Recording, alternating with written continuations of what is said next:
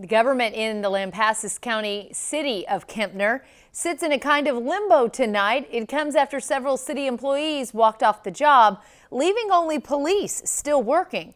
What would happen in that same scenario if it played out in your town? Well, Dennis Turner joins us with a look at how cities handle these issues. The city of Golson sits about 10 miles north of Waco, along the Brazos River.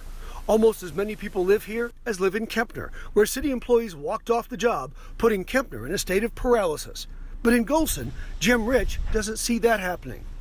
These people that's on our city council, they're good, they do a good job, and they catch all the bull that the people don't want to do. City council people here do for their town no matter what.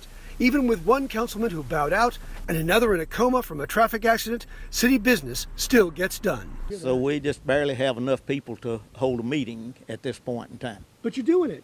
We're doing it. Golson farms out some services to private companies and partners with McLennan County for others, all to make sure city business gets done, whether the one city employee shows up for work or not. Bigger cities have a few more options. Mejia City Manager Eric Garrity tells me cities his size could order employees back to work or get a court order. The state of Texas also gives them broad discretion in filling jobs on an emergency basis. And the executive director of the Hardwood Texas Council of Governments says he'd advise Kemper City Council members to roll up their sleeves and get to work at City Hall. Russell Dvorsky told me by phone it could take up to 3 days to negotiate and ratify a deal to transfer services to Bell County.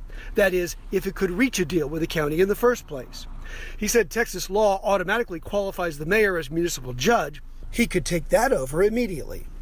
Golson Councilman Russell Smith says it's all about pitching in. Had a storm a few years ago and we had trees down all over the community, and the county came and they spent hours out here. Before bedtime we had it all cleaned up and all the roads back open. Meantime, folks like Jim Rich worry about Kempner and the hurt feelings created by the drama. Oh no, and it probably won't ever get done like it was before they quit.